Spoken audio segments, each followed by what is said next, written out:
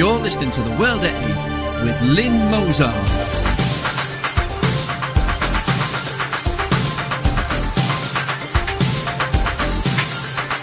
The World at 8, the number one in nationalist news.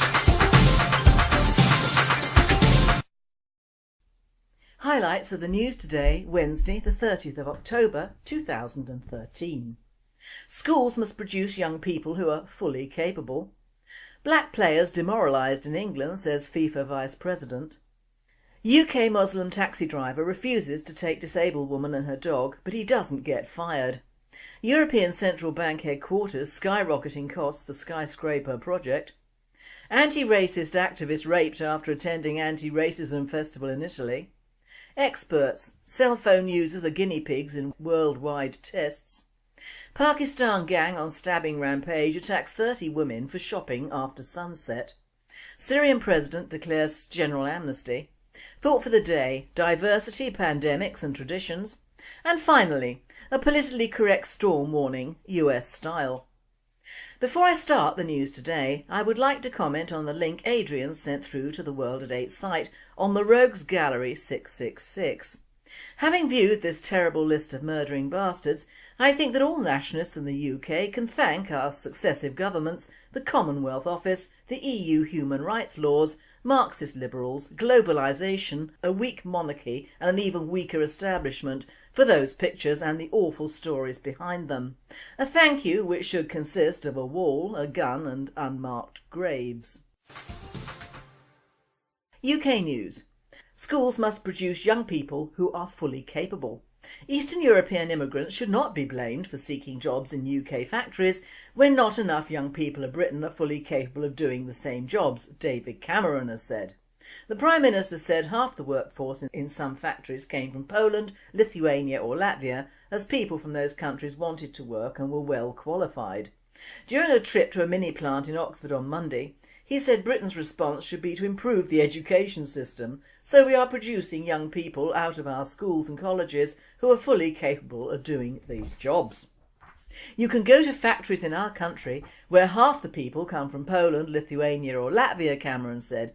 You can't blame them, they want to work, they see the jobs, they come over and they do them.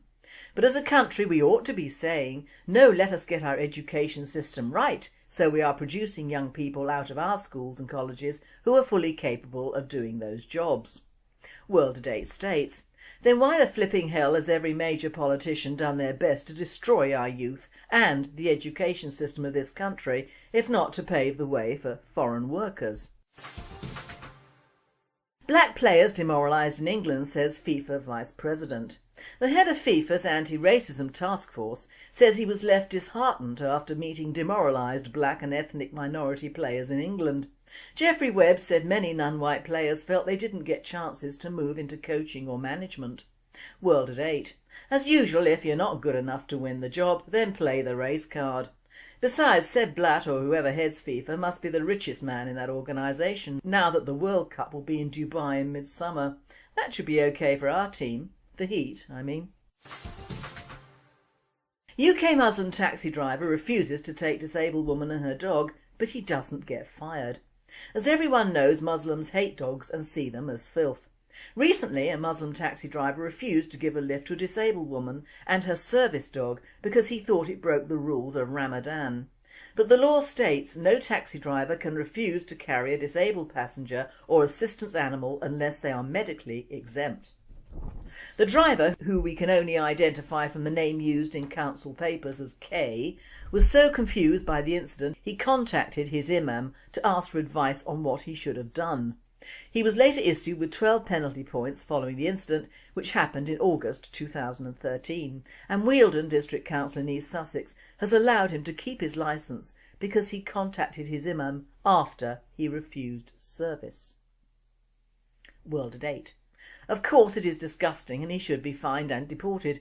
Why give these Muslims duties that they are not obliged or expected to give? Had she been young and fit, even with a dog, he would have given her more than a lift probably, and even more likely got away with that. He should be blacklisted, no pun intended. European news. European Central Bank headquarters skyrocketing costs for skyscraper project. Estimated costs for the European Central Bank's new headquarters in Frankfurt have more than doubled. As has been happening with so many major projects in Germany, its construction has been plagued by poor planning, oversight and execution, and endless delays. 3.5 years later, in the fall of 2013, there is a different reality in Frankfurt's Ostend district. Instead of the original estimated cost of €500 million, that's equivalent to $690 million, the entire project will now cost at least €1.15 billion and could even eventually climb to €1.3 billion. The ECB has also had to postpone its move. Originally scheduled for completion in 2011, the building is now not expected to be ready for occupancy until at least the end of 2014. Anti-racist activist raped after attending anti-racism festival in Italy. An Italian social worker and anti-racist activist became the victim of a hate crime after attending an anti-racism event called the Festival Multiniso in Reggio Emilia, Italy. The rape victim and her fiancé befriended illegal aliens during the festival and accepted an invitation to stay with them. The fiancé was held captive at knife point while the female victim was raped. The attack took place last June. However, the police have only now just arrested a suspect who is named as Boujima Ez Assahali, a 32-year-old illegal alien from Morocco. World at 8. That'll teach him, won't it? I thought that was the whole point of diversity, to embrace the difference between all races and cultures. World news. Experts. Cell phone users are guinea pigs in worldwide tests.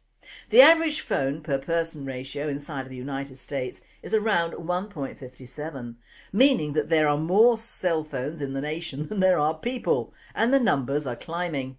In the past, we've seen a number of alarming studies regarding the effects of cell phone radiation after it has permeated the human skull for hours on end. One study even found around 290% increase in brain tumour risk through the use of a cell phone on the side in which it was used. In rebuttal, telecom industries helped to prop up the opposition, stating that there was no increase in brain tumours after cell phone use. Just look at the Apple warning for the iPhone, which clearly states to never ever use your phone near your head or even carry it in your pocket. World at 8. Yet another way of killing us off and making money at the same time. Brilliant. Text only and carry it in a bag. Pakistan gang on stabbing rampage attack 30 women for shopping after sunset. Women in Pakistani's Sahiwal district are afraid to leave home as a result of the stabbing rampage, Reuters. Police in Pakistan have launched a manhunt after 30 women have been stabbed in the last month for leaving home after sunset. It is unclear whether the attacks are being carried out by a lone assailant or a gang, but police have offered 200,000 rupees, which is equivalent to £2,000 reward for any information that will lead them to the perpetrator. World at 8. There is no doubt about it. These people are raving mad, and over here as well. Syrian President declares general amnesty. Syrian President Bashar al-Assad declared a general amnesty for his citizens on Tuesday in an effort to help end the country's ongoing civil war, the state-owned Sana news agency reported. Under the presidential decree, anyone who had committed a crime before Tuesday will be eligible, including military deserters. Assad signed a similar decree in April to help quell violence in the Middle Eastern country. According to UN statistics, more than 100,000 people have died in the 2.5-year-old civil war.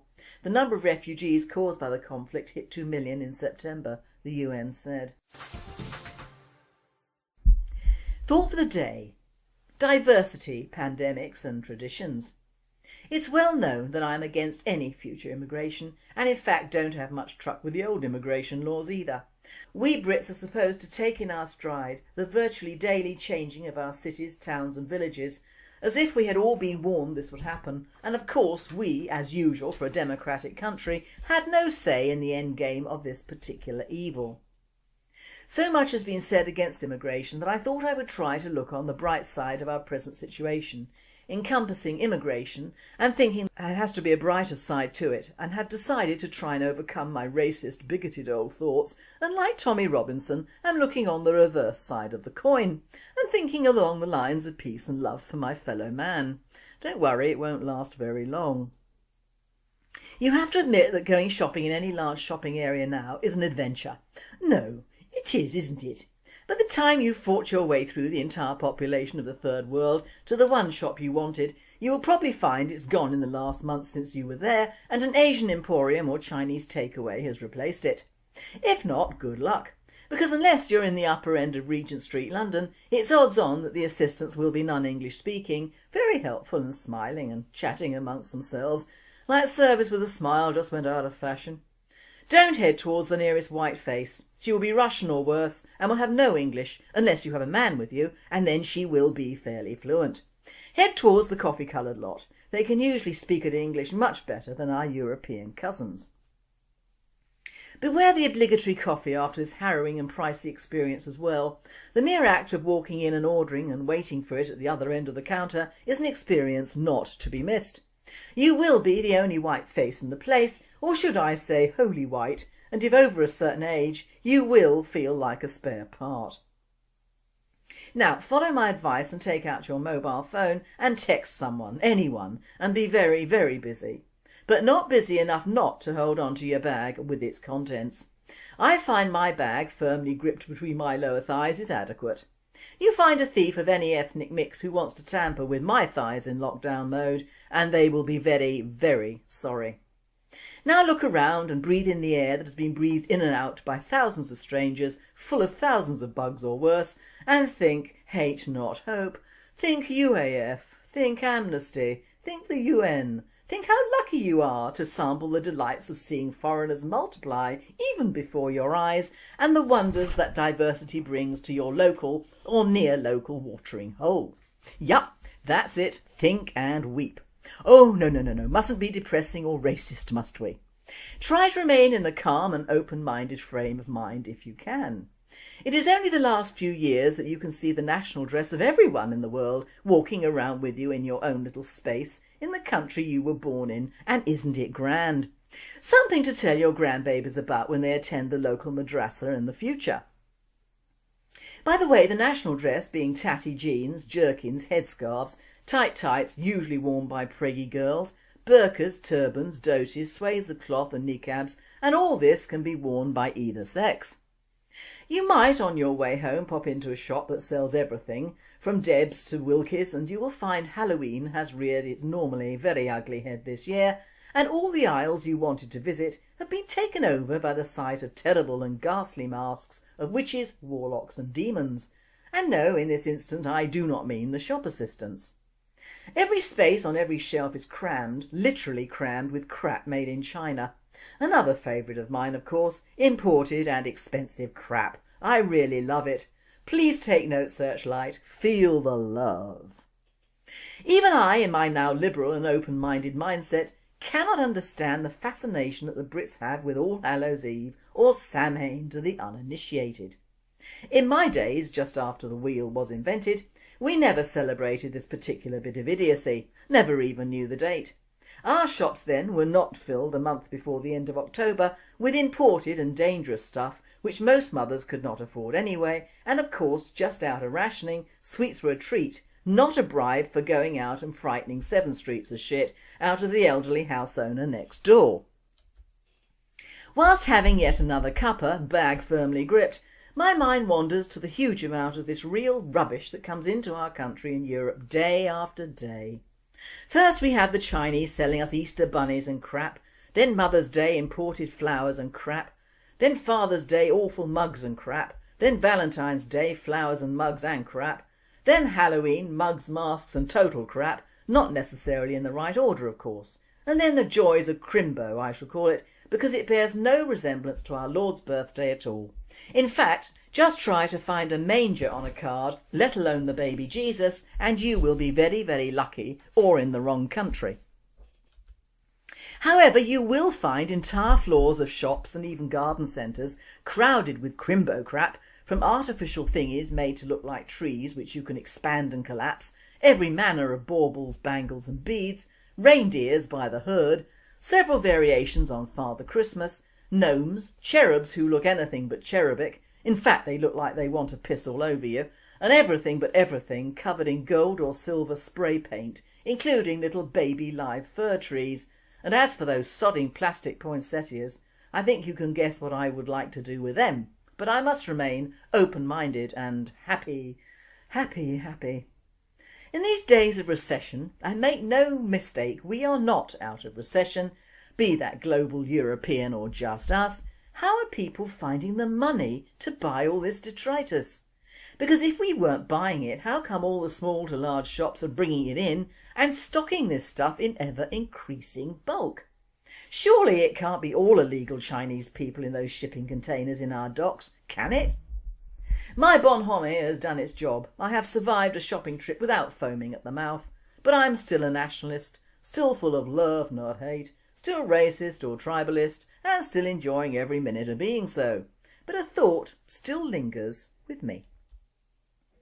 If you look carefully at the now ever-present crimbo crap, you will see a new form of secret weapon with which to kill off most of the Western world. Bugs, spores, chemical weapons, etc. Now I'm getting depressed again. I'm reminded of the blankets and the smallpox that we Brits gave to the American Indians to kill them off. What is to stop this form of pandemic being brought in on goods for sale to the general public at so-called times of celebration in Europe? Why have our governments been so thoughtless in encouraging this sort of business with China? No one can say anything made in China is going to be useful or last well or even pretty.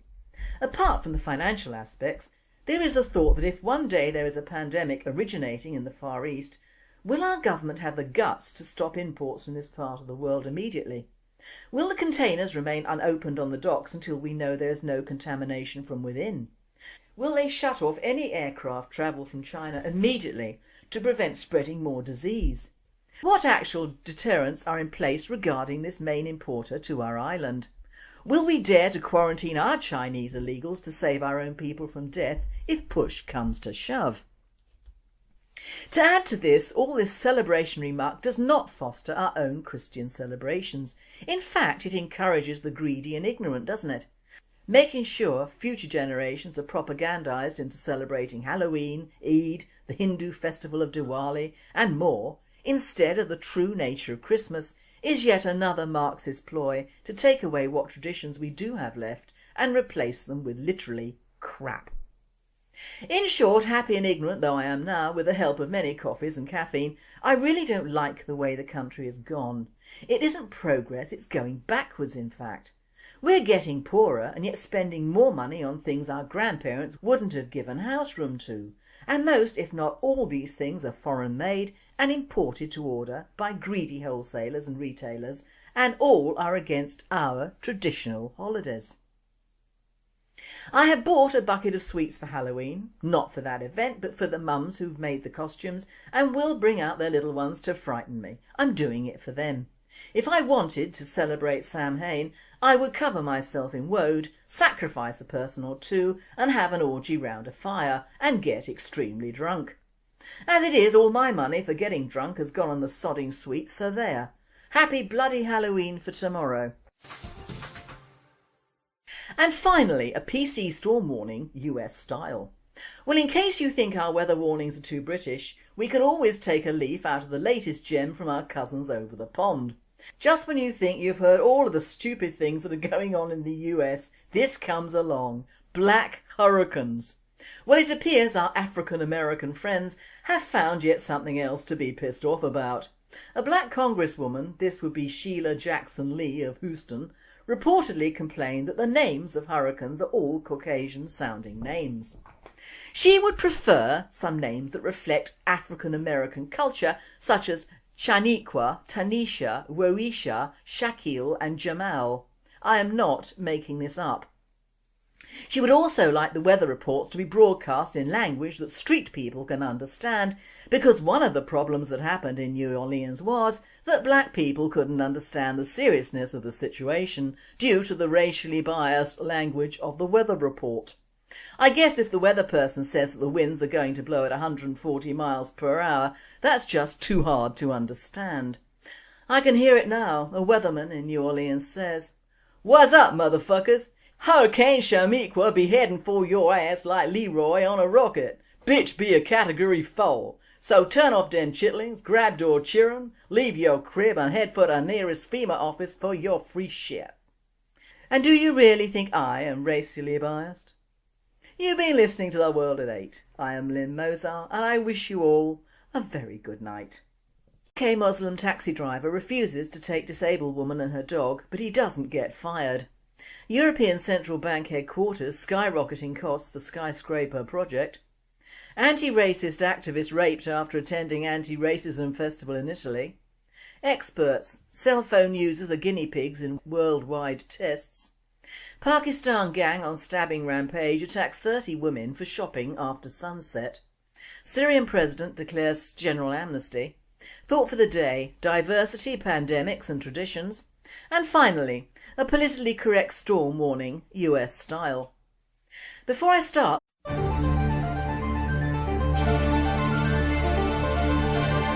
You're listening to The World at 8 with Lynn Mozart.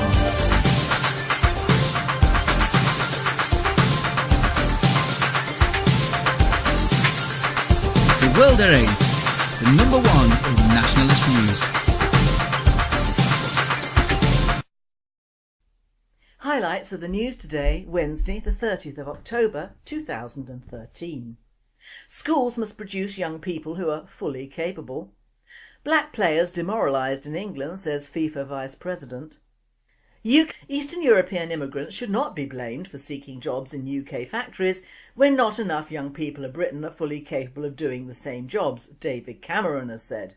The Prime Minister said half the workforce in some factories came from Poland, Lithuania or Latvia, as people from those countries wanted to work and were well qualified. During a trip to a mini plant in Oxford on Monday, he said Britain's response should be to improve the education system, so we are producing young people out of our schools and colleges who are fully capable of doing these jobs. You can go to factories in our country where half the people come from Poland, Lithuania or Latvia, Cameron said. The news today, I would like to comment on the link Adrian sent through to the World at 8 site on the Rogues Gallery 666.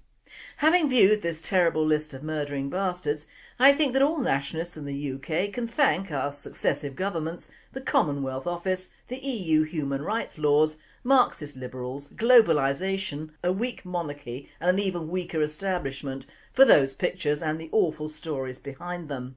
A thank you which should consist of a wall, a gun and unmarked graves. UK News. Schools must produce young people who are fully capable. Said, you can't blame them, they want to work, they see the jobs, they come over and they do them. But as a country we ought to be saying, no, let us get our education system right, so we are producing young people out of our schools and colleges who are fully capable of doing those jobs. World at 8 states, then why the flipping hell has every major politician done their best to destroy our youth and the education system of this country, if not to pave the way for foreign workers? Black players demoralised in England, says FIFA Vice President. The head of FIFA's anti-racism task force says he was left disheartened